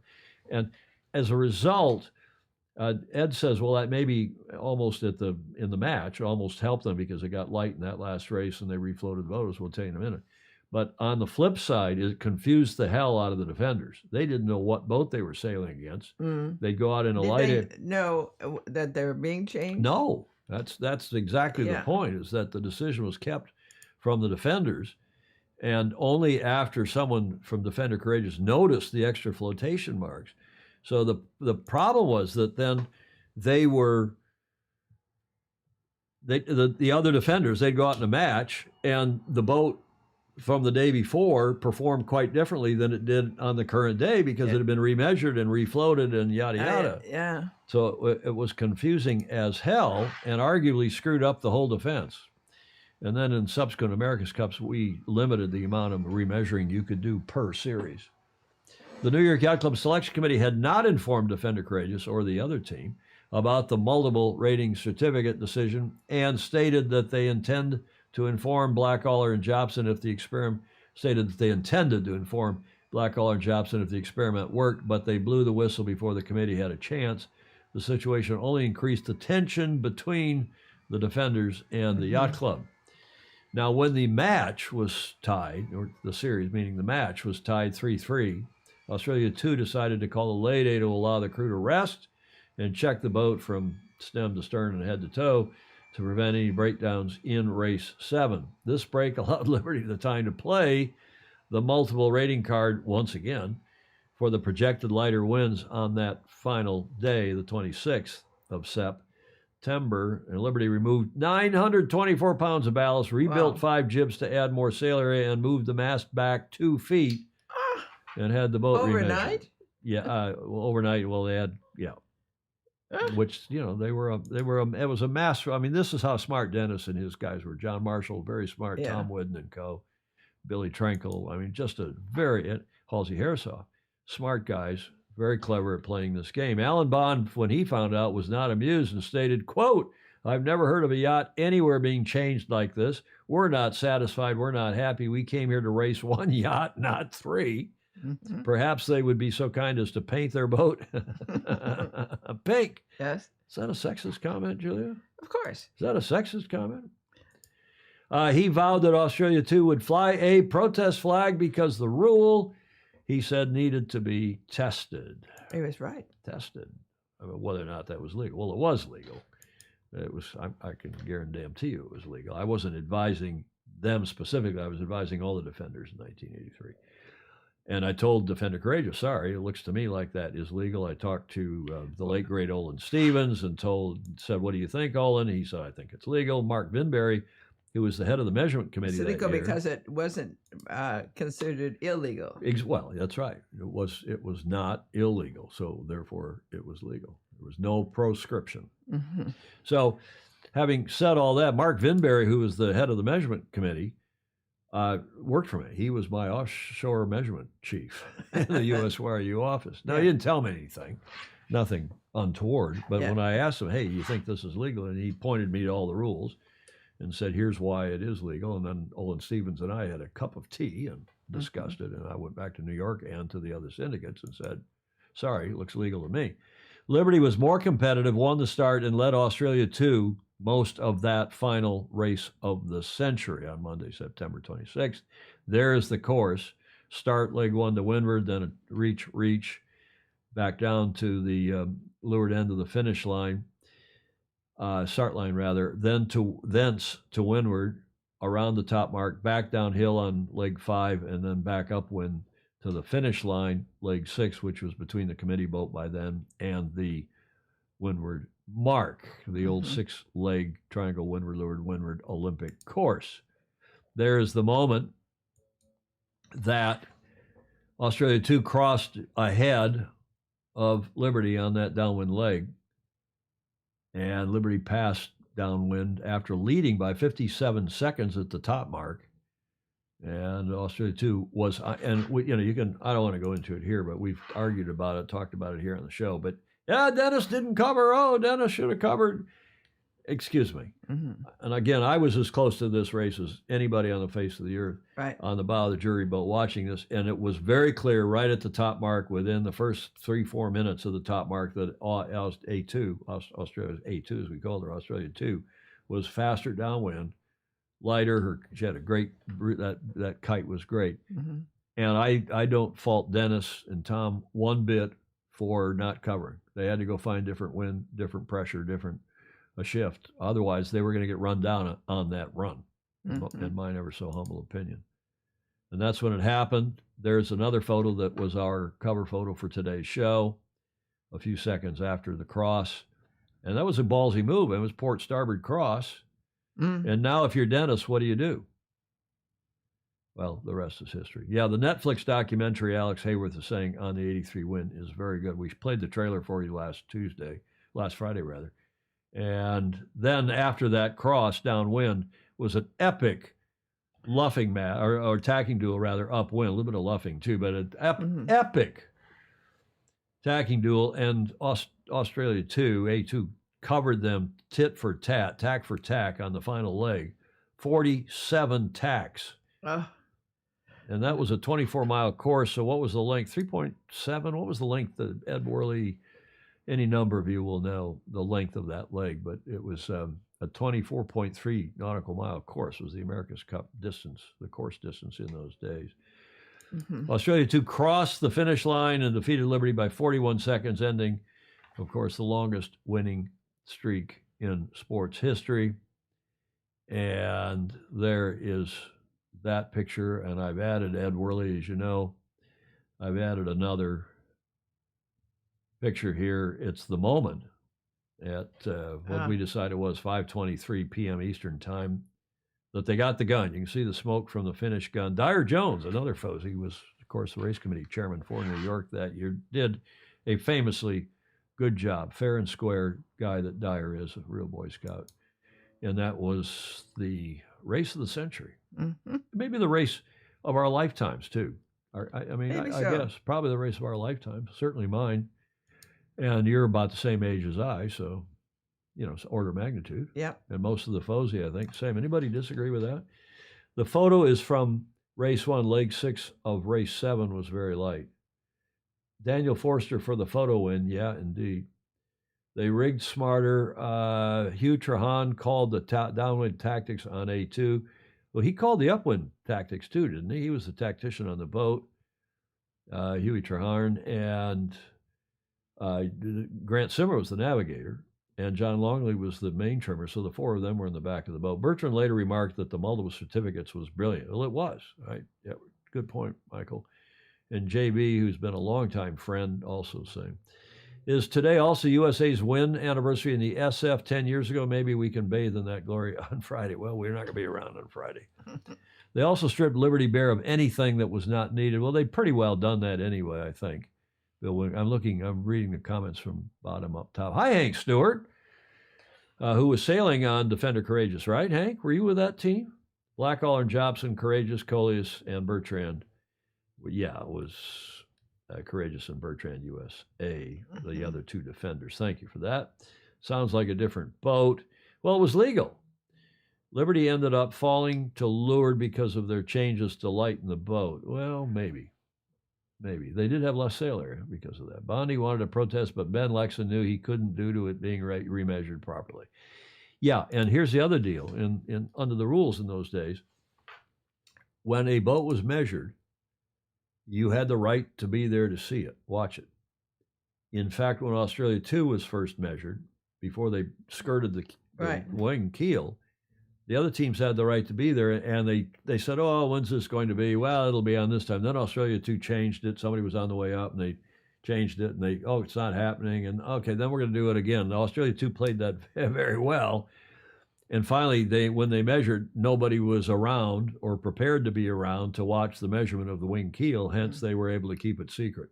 Another, it wouldn't have probably changed anything except the defenders and the other challengers would have known what they were up against, what they were racing, had they been in the shed and watched the measurement. But would they have known how to compensate without? That's the point, is that there's no way in the time remaining for somebody to build a wing keel, because it was the whole package, as we've said any number of times. Yeah. It was the shape of the hull. It was the forefoot. It was the whole shape of the keel. It wasn't just slapping wings on the keel. Right. It was a short root keel, narrow root keel, and long tip. and a lot of lead down low that you couldn't otherwise do on a fin keel. So a lot of brilliant stuff. Thanks, Ed Worley. Thank you for your AC history trivia challenge for today, which helped explain that whole race for us. Here is an ABC, Australian Broadcasting, is it Corporation Company, video from just not too long ago, from maybe a week or so ago, commemorating the victory from the eyes of the Aussies. A victory that sent the entire nation into a frenzy. What you're seeing is the end of the longest winning streak in the history of any sport. And delivered some unforgettable moments. I tell you what, any boss who sacks anyone for not turning up today is a bum. The underdogs from Down Under snatching the America's Cup from its home country, breaking a 132-year winning streak. It is no longer America's Cup. Australia was going through a tough recession, looking back at it, well, clearly. Bushfires and floods. We're down and out as a nation. And here's this small nation taking on the most powerful technological country in the world, the United States of America. It took years of painstaking preparation and a secret weapon that shot the vessel Australia 2 into victory. And this is what did the job. The monster, as the Bond Syndicate calls the bulbous wing device. A revolutionary keel that would change the sailing sport. Australia 2's time in the water may be long gone, but its legacy lives on to this day. Many crew and team members have gathered to reflect and celebrate 40 years on. It's hoped the David and Goliath-like tale will inspire generations to come. That type of thing will continue to inspire great results for this country, and we see this with the Matildas, for example. You know, the parallels there, you know, people can understand the opportunities of potential. A feat that will forever remain in the fabric of the nation. Darina Zadvirna, ABC News. Well, that last little bit of footage is from a luncheon, the commemorative luncheon in the museum down there in Perth, and we're going to show you more of that thanks to our Fozy Alistair Murray in a minute. He with his awesome Aussie anecdote from Alistair. I don't remember that John Bertrand had such a resonant voice. Oh, he is great, but the guy's he's a smart boy. He's just one of the smartest guys in the sport. And look at that group; they're all alive. I think everybody that was on that boat, I believe, is still alive. Correct me if I'm wrong. Any of you will know. And by the way, there's some discussion about whether one or two of those photos that Bill Wingrove or Ed Worley and I just showed you were not from race 7. I'm going to go, and I can't correct it Friday because we're not going to have a show Friday. But I will go back to the clockmaker. I'll go back to Daniel Forster and Guy Gurney. We'll do it. And see, get the from the horse's mouth, because those guys, I think they were the two that took those or related photos. And we'll clear that up in case a couple of you are saying those are not from race 7, but we'll see. So one other video of note, and this guy who was the PM, Bob Hawke, and he was at the Royal Perth Yacht Club. I think it was where he was at Royal Perth, and he is famous for what we're about to show you, this clip. And then later on, I saw an interview in the last. I think he's passed away now, but in the past little bit, he said, for all years I was PM and all the things I said, the speeches I gave, and the things I said as the Prime Minister, the only thing they remember is this. Yeah. I tell you what, any boss who sacks anyone for not turning up today is a bum.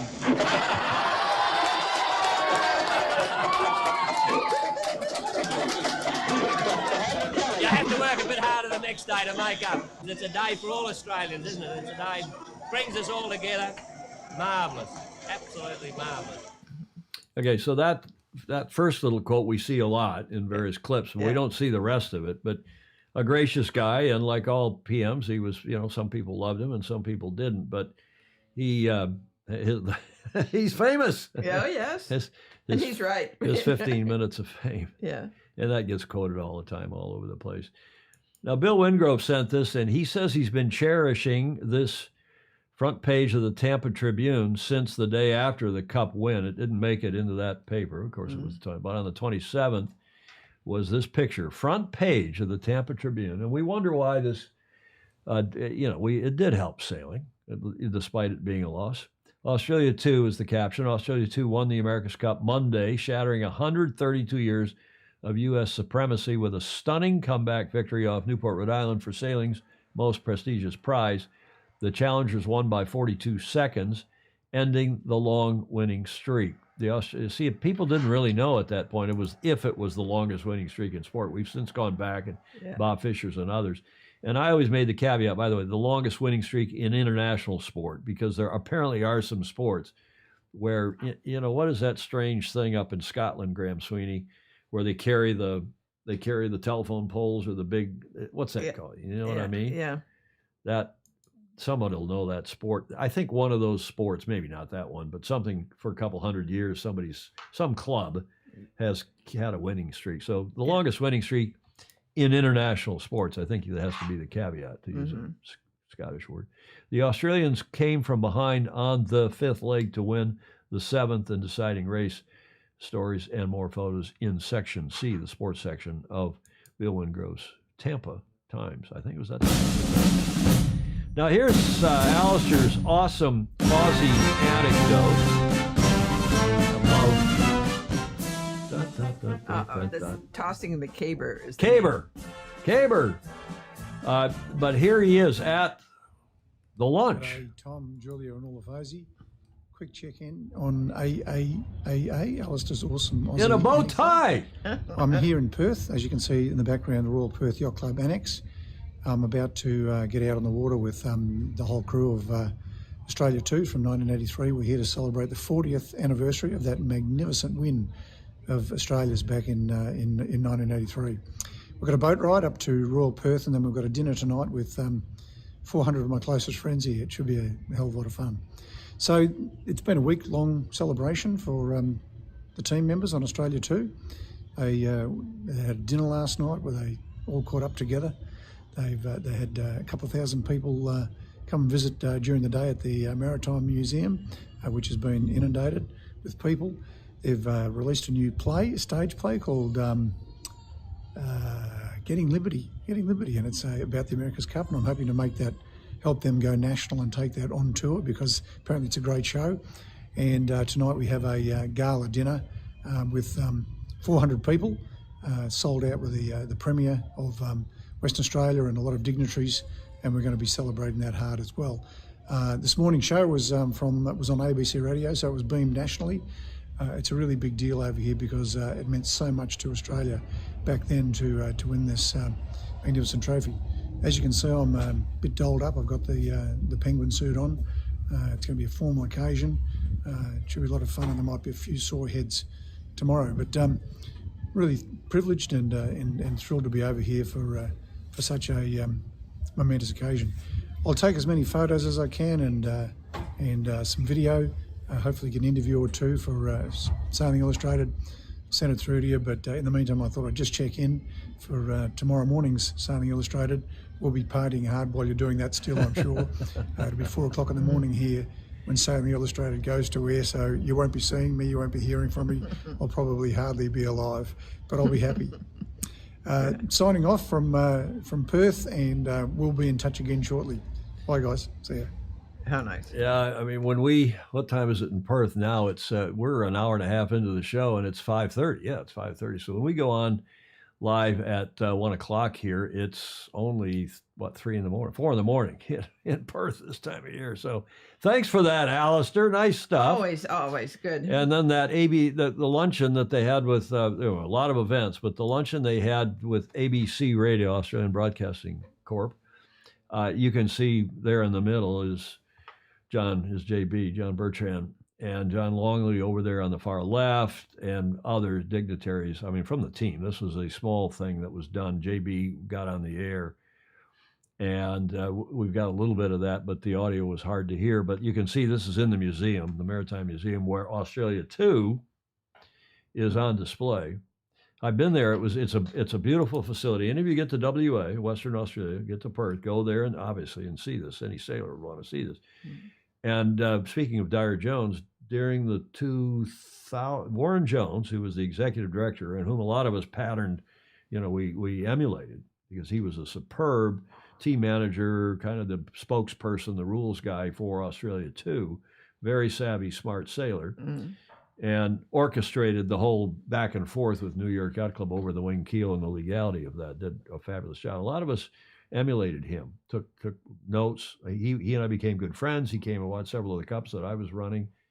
And then when he passed away, and tell me when, y'all, was it 2000 or 2003? Because the funeral, the memorial service was at this, not the funeral per se, I guess, but the memorial service was at this museum.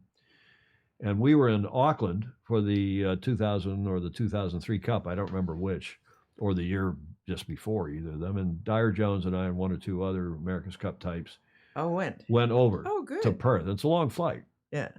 I mean, it's an hour, almost 2 hour flight to Sydney, and then you got to, another 4.5, 5 hours over to Perth. But well worth it. Beautiful facility to celebrate the late, great Warren Jones, who had as much to do with that win as did Ben Lexon, John Bertrand, and the rest of that superb team. Another shot. These are all from Alistair Murray, and you see there's a photo from the team photo. You see that? Uh-huh. Oh yes. And a latter day right photo. Alistair didn't know I was going to do this, but great stuff. Yeah. And another one here. Yeah, Skippy Lissaman is that previous photo. That's Skip, who's just, was he a trimmer? What was his role on the boat? John Sangmeister. Great guy, and still active in WA and the sailing there, and the federation, the state federation, I believe. And he may be on Alistair's board too. I can't remember. He told me one or two of these guys has been on his board. Right. The Australian Yachting Federation. Starboard trimmer. Thank you, John Sangmeister. And there is Alistair B. You guys all are commenting on his hair. If it's not his hair, it's Emmett's hair. Good thing they don't comment on mine, Julia. As croutonic as it is. But it's amazing how everybody's turned gray in 40 years. Yeah, how does that happen? I don't know how that happens, but there is, he was the navigator. And there's Grant Simmer. Grunter is his nickname in the sailing world. And there he is in 83 from the team photo. In that center? No, this is Grant Simmer. Oh, that's he was with Alinghi. He was running Alinghi's program for a while. Oh yeah. And there he is in 83. Mm-hmm. So, the boyish Grant Simmer. Mm-hmm. And then we go to this photo, Alistair with Huey Trahan on the right, the navigator, the tactician, and then Grant Simmer, who was the navigator, as we mentioned. Legends all, Sangmeister is saying, absolutely. Mm-hmm. And just imagine the pressure they were under. I mean, they're on the cusp of winning the Cup after 132 years, and after all these attempts by the UK, by the Brits, by the Aussies, and Bond. I think what was Bond 4 times before he finally won it, and I think John Bertrand actually had done 1 Cup before Bondy. I think he did the 74 Cup. Is that right? 77, 80, 83? I don't remember, but. They'd been trying for a long time. Now you're on the cusp. You're about to win it. And you're thinking about what happened in the 30s. Yeah. In the J-boat era, and they managed to keep their Shiza together. I mean, that must have been just the pressure. It was a fabulous period to be alive in Newport, Rhode Island. I guarantee you that week, that whole summer, but those 2 weeks in particular. Any other comments here? Chris Exley just made a pithy comment.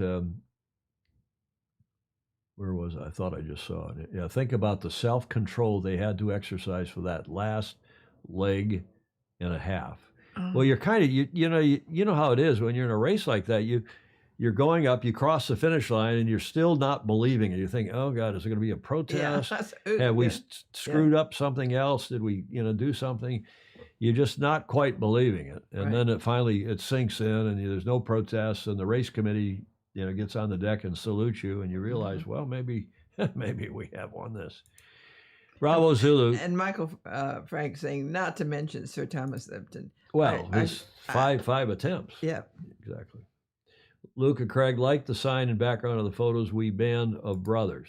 Yeah, there it is. Good point. Now, here's the interview, this luncheon. They had a long interview with JB, and the audio, as I said, I think Alistair was taking this off the speaker system in the hall, in the room. And there is Leslie Green there. We just passed by her.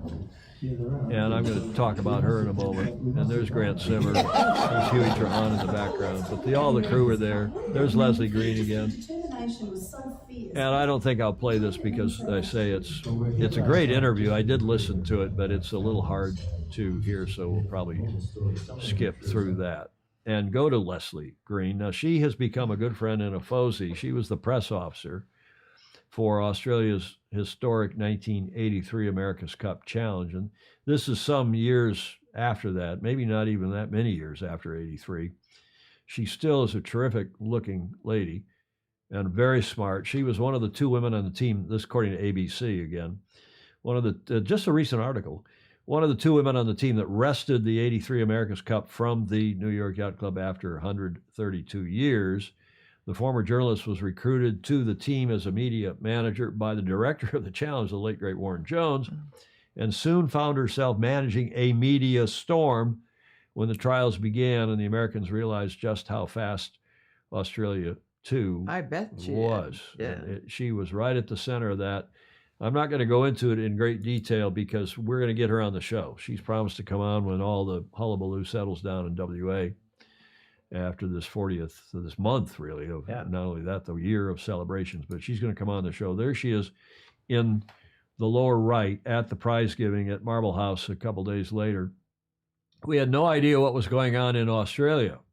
We had no idea what any of this was going to be like, she said. Green, this is Leslie Green. Mm-hmm. It was a rude shock, really, as each group of people came back. They were just amazed at the welcome that Australia put on for us. And you know who else said that? Dennis Conner. Mm-hmm. Because it was only 4 years later, remember, 87, and we've got faxes now in 87. I'm not sure if we had facsimile machines in 83. If we did, it wasn't that, you know, a teletype. We had, what do you call that? Come on, help me out, guys. The teletype machines. You had telex. Telex. You could send a telex. I installed a telex machine at U.S. Sailing so I could communicate more or less real time with IYRU in London. Right. Because, you know, you had to get answers on stuff. And it wasn't that expensive, but it was a big pain. And, you know, you didn't have telex machines except in big corporate offices. Well, right. We were USYRU. We're going to have a telex machine. And then fax came along. Well, I remember installing fax machines for 87. But here she is in the lower right corner. And they had no idea that Australia had gone off completely, because in those days you didn't have international TV and you didn't have even international telephony. Mm-hmm. And same for Dennis, when, as John Sangmeister would say, when they came back from 87, they had really no idea how the U.S. had gone off after their win in Frio in Perth, 1987. Luca Craig, some nice comments. Yeah, weren't in the business of losing. Yeah, that's John Bertrand. Okay, I think he's got that radio interview that he did. Thank you, Luca. And that was one of the comments John made is Americans weren't in the business of losing. They were very efficient, very effective. Mm-hmm. 12-pounders, we call those boats, because they did pound a little bit. This is Patrizio Bertelli's 6th challenge. Yes, it is Steve Gruber. So he has broken the record. He has broken Sir Thomas Lipton's 5 attempts, and this is Mr. Bertelli's 6th attempt for Luna Rosa Prada Pirelli of various names. Imagine if Oz didn't win, where would the cup be today? No ETNZ maybe. Well, who knows? I think they would have won it sooner than later, and I think the Kiwis probably would have won it sooner than later as well. Who knows? 83 is when the AC caught my attention, Stingray says. I'm guessing for many others, too. I think that's right. Sangmeister, Stars and Stripes. I think he's just confirming what I said. When in 87, they had really no idea, S&S did, how the U.S. had gone off. They had nothing to lose. That is always a driving mindset. Fritz Mueller, good point. Good point. Leslie Green, we'll get her a good friend by now. She sent me a lot of info for this month. She's promised to come on the show when, as I said, when everything settles down under. And thank you, Alistair, for that. That's loud. I pushed it up, push the level up here a bit to see if we could hear that radio interview. But thank you, Alistair. Thank you very much indeed for your awesome Aussie anecdote from Freo in Western Australia, well, in Perth anyway. Gets us to the last leg, and I have a video. We just had the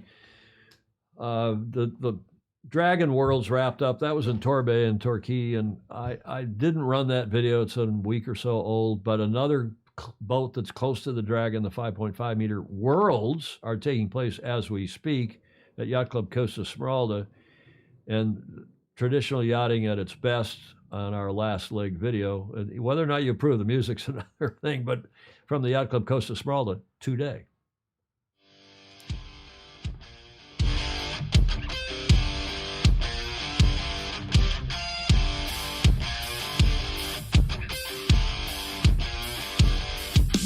It was a great day's racing, actually. We went out and we had a plan, but we did a terrible start, and we had to take a few transoms on port after the start. But we went out to the right, and actually that's where there was more pressure, and we did really well. And we had a lead at the first mark, and we kept it throughout the whole race. It was terribly exciting. I wasn't allowed to look around. But I kept saying, "Are we still leading?" So it was all good. I'm really pleased. I've never won a race in a World Championship before, so I'm over the moon about it.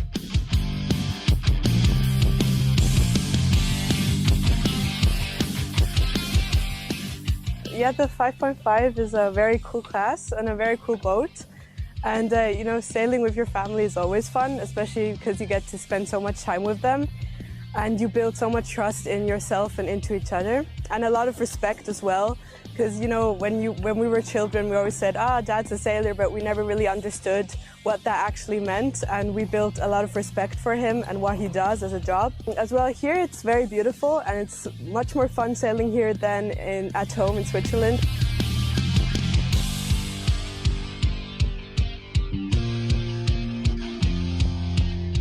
It's not easy to sail here in Porto Cervo during this World Championships. We found the conditions challenging. We have the plan always when we sail the first beat after the start, where to go and what can happen. But I see that you have to really feel what is the wind is going to do. And especially it's not so easy because the waves are big. Even when the wind was lighter today, the waves still came along.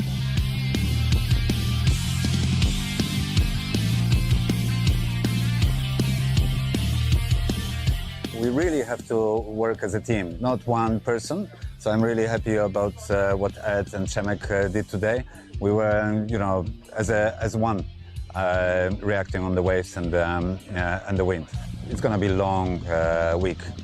We really have to look at every race. I see the weather forecast for the next days, and it's going to be not easy. It's not going to be windy. Sometimes it's going to be medium or even light winds. So we know that there is a lot of great sailors here who can really win races. So we focus and we want to enjoy.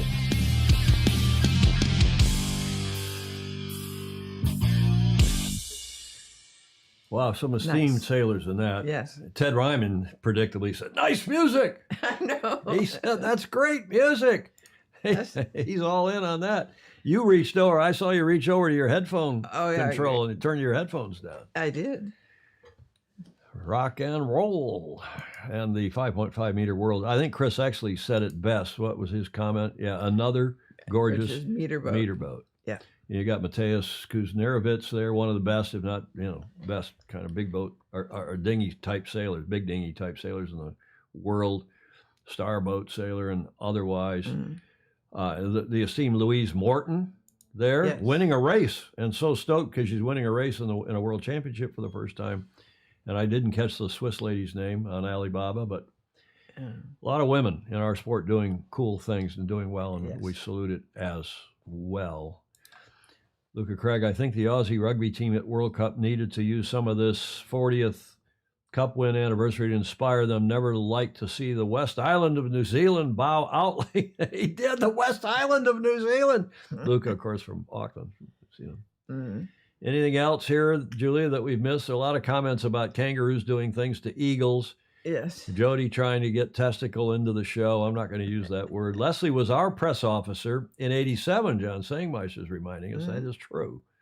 Who is going to win the finger wag today? There must surely be something Not without an kangaroo explanation. related. No, we're not going to do that. No. Stingray's being a crouton again today. He's funny, though. He is.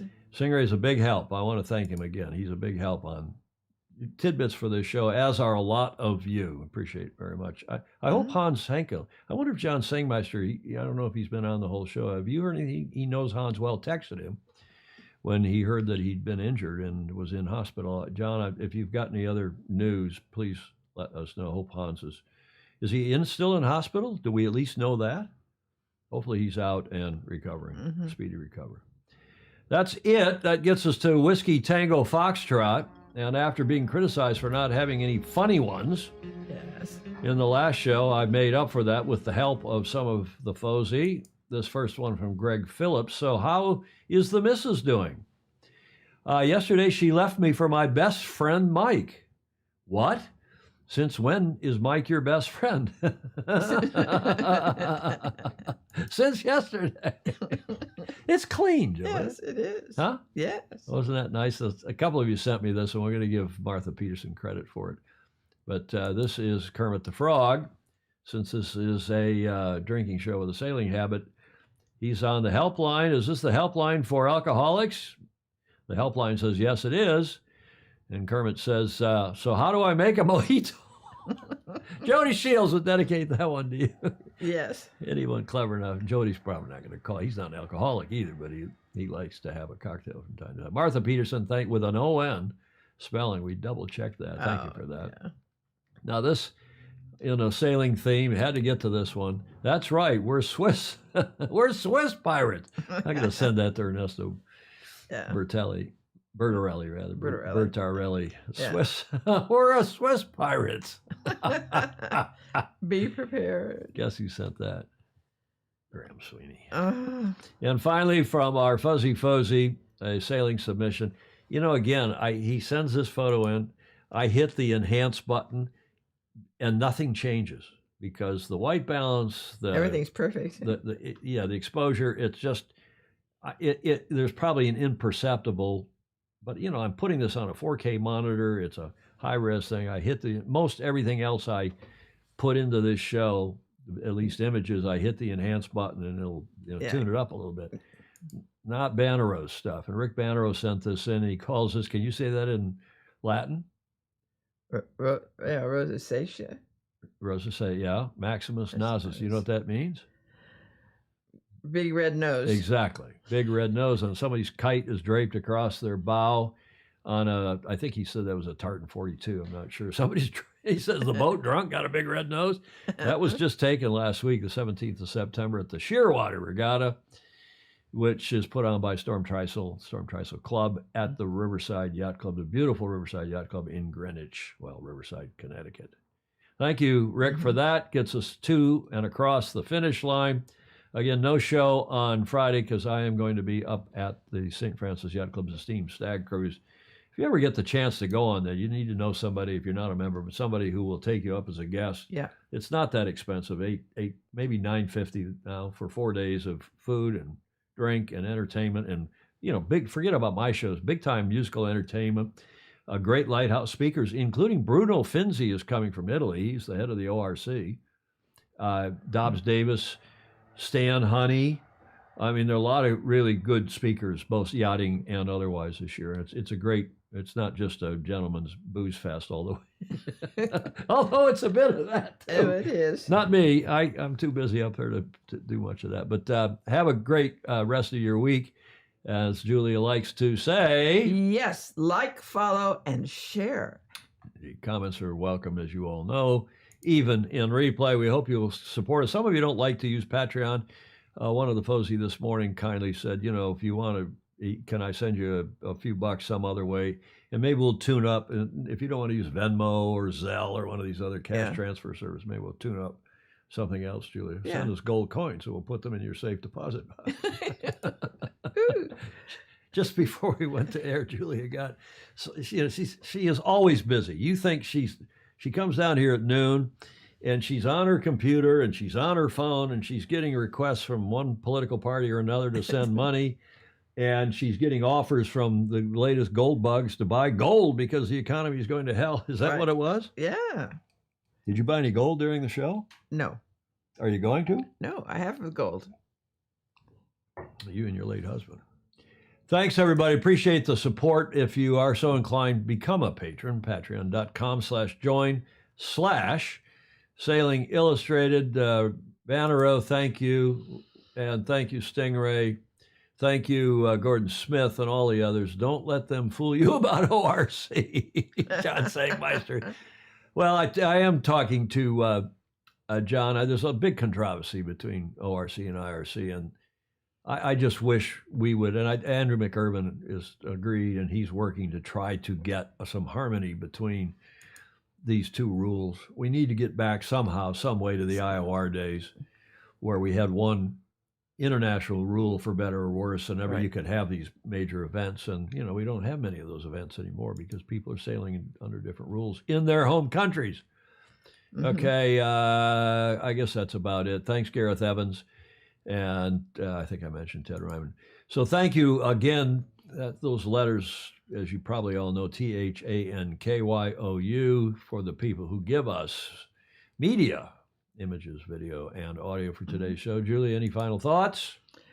No, it's been a lovely day again. You told me I had to take my blazer off. Oh, the yes. End of the show. Get ready for Stag Cruise.